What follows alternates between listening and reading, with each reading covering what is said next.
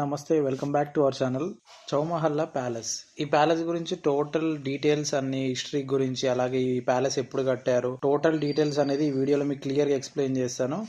Video మాత్రం skip చేయకుండా full video చూడండి. అలాగే కొత్త వాళ్ళు ఎవరైనా ఈ వీడియో చూస్తున్నట్టయితే సబ్స్క్రైబ్ చేసుకొని కామెంట్ చేయండి. సో లేట్ చేయకుండా వీడియోలోకి అయితే వెళ్ళిపోదాం. సో మనకి ఇక్కడ పార్కింగ్ స్పేస్ అయితే చాలా లో ఉంది. Bike parking and car parking కూడా ఉంటుంది. బైక్ ఏమో మనకి 10 రూపీస్ ఛార్జ్ చేస్తారు, కార్కి ఏమో మనకి 20 రూపీస్ ఛార్జ్ చేస్తారు. ఒకవేళ మీకు యూపీఐ పేమెంట్ చేయాలనుకుంటే బైక్కి 20 రూపీస్ తీసుకుంటారు. మనకి ఎంట్రీ టికెట్ వచ్చేసి 100 రూపీస్ ఉంటుంది. ఒకవేళ మొబైల్లో ఫొటోస్ కానీ వీడియోస్ కానీ తీసుకోవాలనుకుంటే ఎక్స్ట్రా 50 రూపీస్ పే చేయాలి. డిఎస్ఎల్ఆర్ కానీ ట్రైపాడ్లు కానీ ఏవి వేరే ఏ గ్యాడ్జెట్స్ కూడా అలౌ చేయరు లోపలికి. ఇది మెయిన్ ఎంట్రీ గేట్ అనమాట. అంటే టోటల్ మనకి 3 గేట్స్ ఉంటాయి ముందు. కాకపోతే ఇప్పుడు ప్రెజెంట్ ఓన్లీ 1 గేట్ మాత్రమే యూజ్ చేస్తున్నారు ఎంట్రీ కోసము. ఆ 3 గేట్స్లో 2 గేట్స్ అనేది ఆల్రెడీ క్లోజ్ చేసేసారు. ఇది ఒక్కటే మెయిన్ ఎంట్రన్స్ లాగా ఇప్పుడు ప్రెజెంట్ మనం వెళ్ళడానికి ఓన్లీ ఇది ఒకటే మెయిన్ ఎంట్రన్స్. ఇది ఆల్మోస్ట్ చాలా పెద్దగా ఉంటుంది.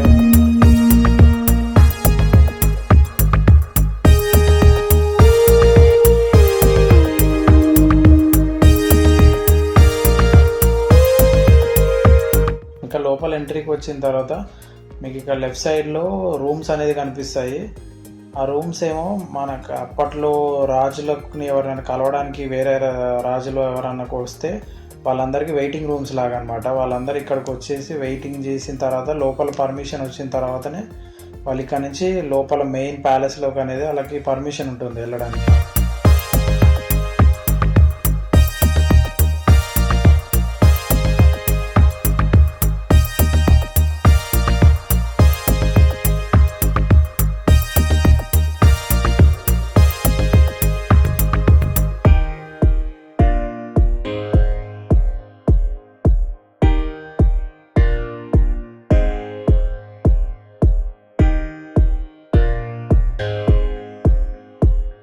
ఈ వెయిటింగ్ రూమ్స్లో మనకి ఫోటో సెక్షన్ అనేది ఇక్కడ స్టార్టింగ్లో ఉంటుంది. ఎలా అంటే మనకి అప్పట్లో రాజులు ఎలా డ్రెస్సెస్ వేసుకునే వాళ్ళు అలాగే సేమ్ మనల్ని కూడా తయారు చేసి మనకి ఫొటోస్ తీస్తారనమాట. ఒక్కొక్క ఫోటో వచ్చేసి 100 రూపీస్ తీసుకుంటారు ఒక్క కాపీకి. మీరు ఎన్ని కావాలంటే అన్ని ఫొటోస్ తీసుకోవచ్చు అక్కడ. ఈ ప్యాలెస్ నిర్మాణం ఎప్పుడు స్టార్ట్ అయిందంటే 1750లో స్టార్ట్ చేశారు. ఆల్మోస్ట్ ఒక 120 ఇయర్స్ దీన్ని మెల్లమెల్లగా అలా కట్టుకుంటూ ఆల్మోస్ట్ ఒక 48 ఎకర్స్లో కట్టారు దీన్ని. కాకపోతే ఇప్పుడు మనకి ప్రెసెంట్ చూడడానికి ఓన్లీ 48 ఎకర్స్ మాత్రమే ఉంది. మిగతాదంతా డెమాలిష్ అయిపోయింది.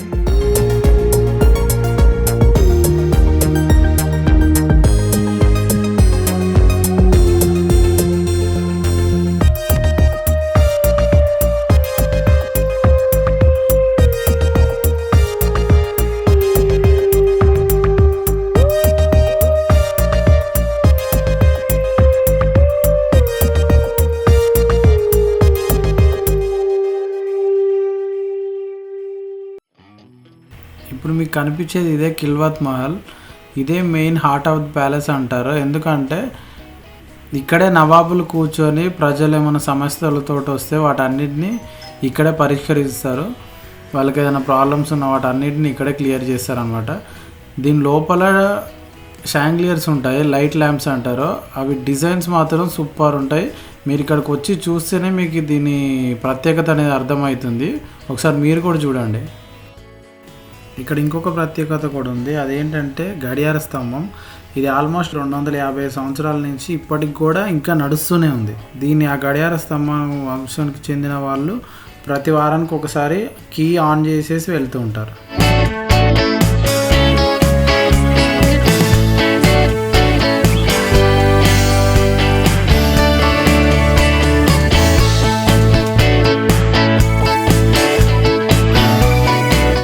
కనిపించేది ఇదే మెయిన్ ప్యాలెస్. లోపల చూస్తే మీకు అసలు ఎంత ఆశ్చర్యం వేస్తుంది అంటే ఆ డిజైన్ కానీ అసలు ఇప్పట్లో నాకు తెలిసి ఇట్లాంటి డిజైన్లు అసలు ఎవరు తయారు చేయలేరు కూడా. అట్లాంటిది కొన్ని వందల సంవత్సరాల కింద ఆల్మోస్ట్ ఒక 250 సంవత్సరాల కిందనే ఇట్లాంటి డిజైన్లు కానీ ఇవన్నీ తయారు చేశారంటే అసలు మీరు ఎక్కడ చూసుండరు కూడా, అట్లా ఉంది ఇది.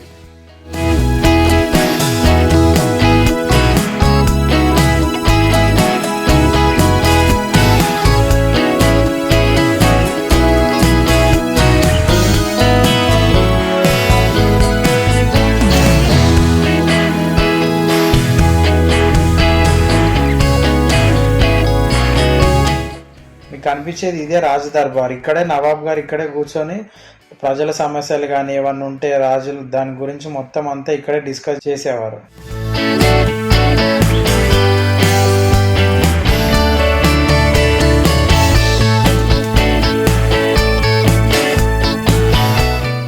కనిపించేది ఇక్కడ మీకు ఇది ప్యాలెస్ నమూనా.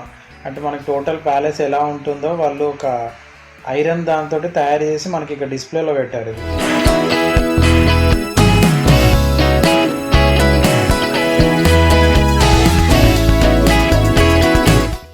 ఇది మొత్తం మనకి మ్యూజియం. ఇది టోటల్ లోపల మనకి ఎలా ఉంటుంది, ఒకప్పట్లో రాజులు ఎవరెవరు పరిపాలించారు, వాళ్ళు యూజ్ చేసే కార్లు ఏంటి, ఎవరెవరు వాళ్ళ డీటెయిల్స్ అన్నీ మనకి ఇక్కడ క్లియర్గా మెన్షన్ చేసి ఉంటాయి.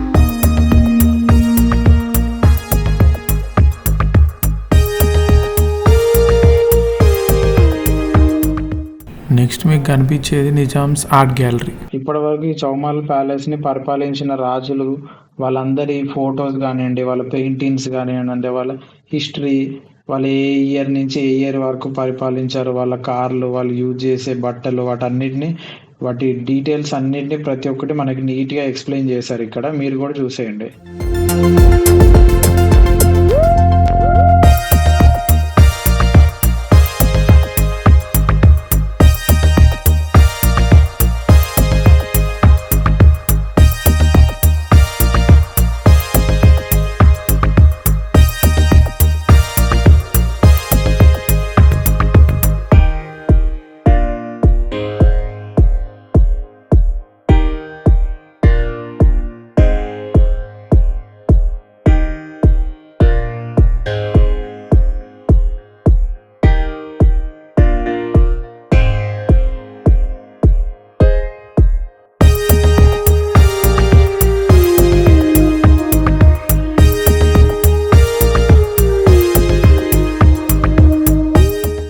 ఇప్పుడు మీరు చూసేది నిజాం కాలంలో వాళ్ళు యూజ్ చేసిన వెపన్స్ అన్నమాట. అంటే ఆయుధాలు, ఇవన్నీ కొన్ని వేల ఆయుధాలు ఇక్కడ ఉన్నాయి. ఒక్కొక్కటి ఇప్పటి వరకు నేను యాక్చువల్గా ఇట్లాంటి ఆయుధాలు ఏ సినిమాలో కూడా చూడలేదు. అన్ని ఆయుధాలు ఉన్నాయి. ఆల్మోస్ట్ కొన్ని వేల ఆయుధాలు ఇక్కడ మీకు కనిపిస్తాయి.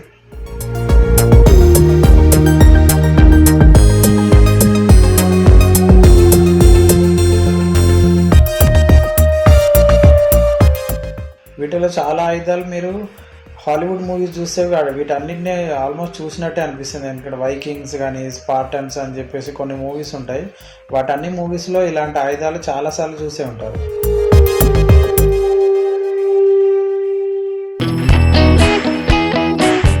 అసలు ఆ బాణాలు, ఆ కత్తులు, వాటి డిజైన్ ఆ కాలంలోనే ఇట్లాంటి డిజైన్లు ఎలా తయారు చేశారని చెప్పేసి నాకే ఒక 2 minutes అర్థం కాలేదు. ఇట్లాంటి ఆయుధాలు ఎలా తయారు చేశారు ఇలా అని చెప్పి. మనకి ఇప్పట్లో ఇన్ని మిషన్స్ ఉన్నా కానీ ఇట్లాంటి ఆయుధాలు నాకు తెలిసి తయారు చేయలేరేమో.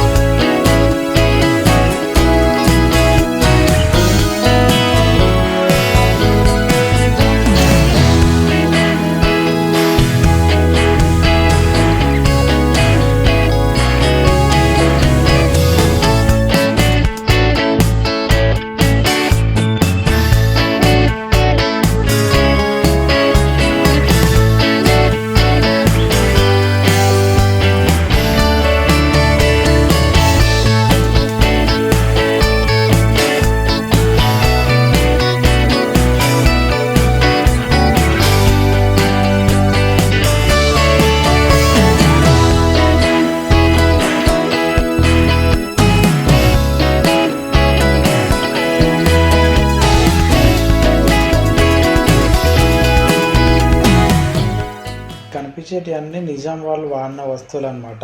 అంటే వాళ్ళు టీ తాగడానికి కానీ, ఫుడ్ తినడానికి కానీ, వాటర్ తాగడానికి, మద్యం సేవించడానికి అన్నీ ఇక్కడ మీకు కనిపించే వాటిని వాళ్ళు అవి యూజ్ చేసినవి అనమాట.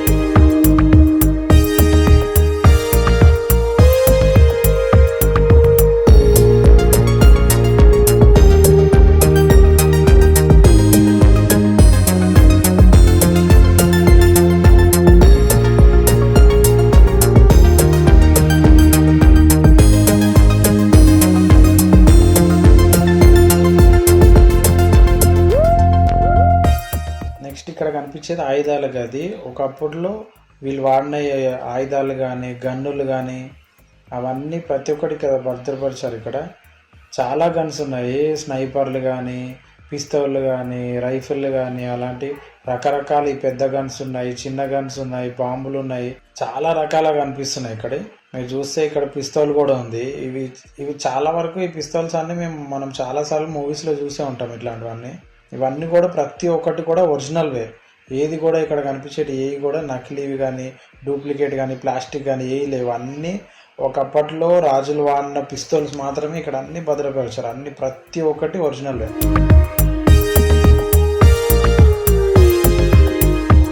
వీళ్ళందరూ రక్షక భటులు అనమాట. రాజులకి రక్షక భటులు లాగా వాళ్ళందరూ. వాళ్ళు వాడే డ్రెస్ కూడా చూడండి ఎలా ఉందో.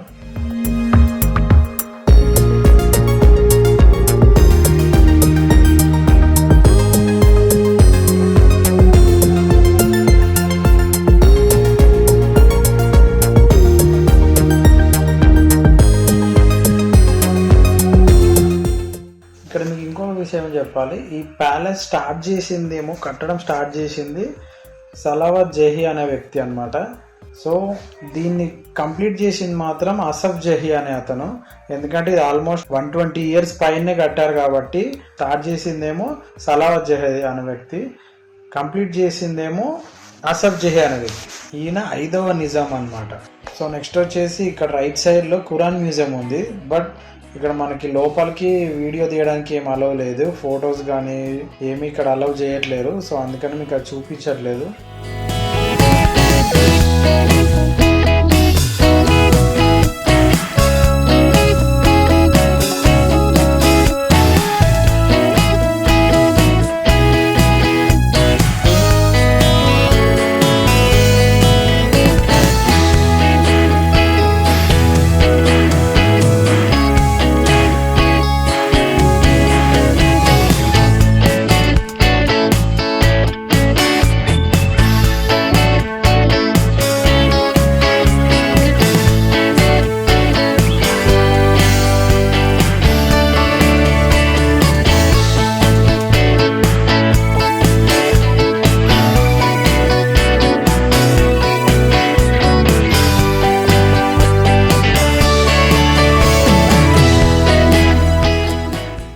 నెక్స్ట్ ఇక్కడ మీకు కనిపించేది ఇది అఫ్జల్ మహల్ అనమాట. దీని లోపలికి వెళ్ళే ముందు ఫస్ట్ ఒకసారి దీని ముందు మనం సీనరీ చూద్దాము. సూపర్ ఉంది కదా, మొత్తం ఒక వాటర్ ఫౌంటైన్. ప్రెసెంట్ అయితే అక్కడ వాటర్ ఏం లేవు, అక్కడ ఆపేశారు. మిషన్స్ కానీ అవన్నీ పాడైపోయినాయి అని చెప్పేసి వాటిని ఆపేశారు.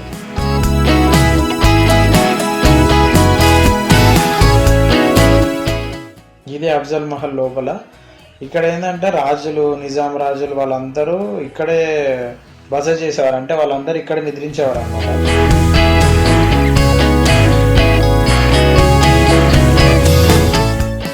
దీని ముందు స్టాచ్యూ చూడండి, ఆ ఆర్ట్ వర్క్ ఎంత డీటెయిల్డ్గా ఉందో, నిజమైన మనుషులు వాళ్ళు కొట్లాడుకుంటున్నట్టే కనిపిస్తుంది అది. అసలు లోపల ఇలా ఉంటుందన్నమాట. మొత్తం అంతా మీకు ఒక మూవీ చూసినట్టే ఉంటుంది ఇదంతా. మనం ఇలాంటి సీన్స్ అన్నివి పాతకాలం హాలీవుడ్ మూవీస్లో, పాతకాలం మూవీస్లలో చూసుంటాం ఇలాంటివన్నీ. బట్ ఇక్కడ కనిపించే ప్రతి ఒక్కటి అన్నీ ఒరిజినల్ ఐటమ్స్, ఏది కూడా వీళ్ళు తయారు చేసినవి కాదు. ప్రతి ఒక్కటి అప్పట్లో నిజాం వాళ్ళు యూజ్ చేసిన ఐటమ్స్ మాత్రమే ఇక్కడ కనిపిస్తున్నాయి.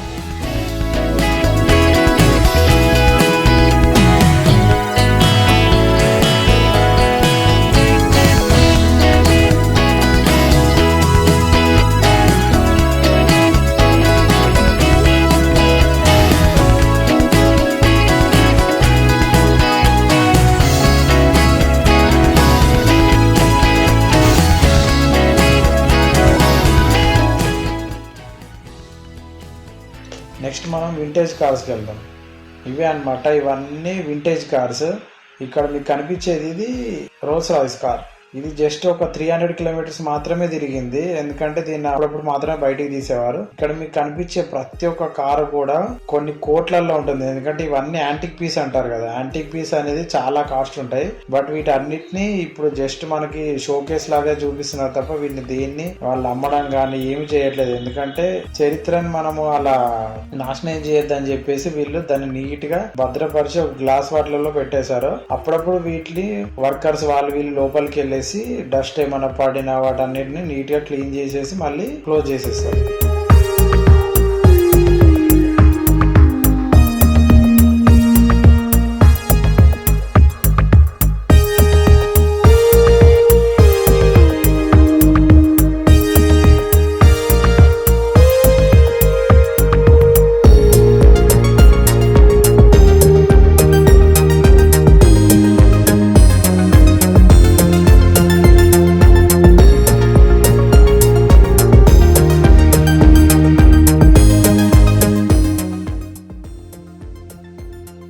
అండ్ వెనకాల చూస్తే మనకి బైక్స్ కూడా ఉన్నాయి, పాతకాలంలో అప్పుడు యూజ్ చేసిన బైక్స్. ఈ బైక్ చూస్తే మీకు గుర్తొస్తుంది ఏంటంటే, రీసెంట్ గా మనకి RRR మూవీలో కూడా ఈ బైక్ ఎన్టీఆర్ ఇంకా రామ్ చరణ్ వాళ్ళిద్దరు యూజ్ చేశారు.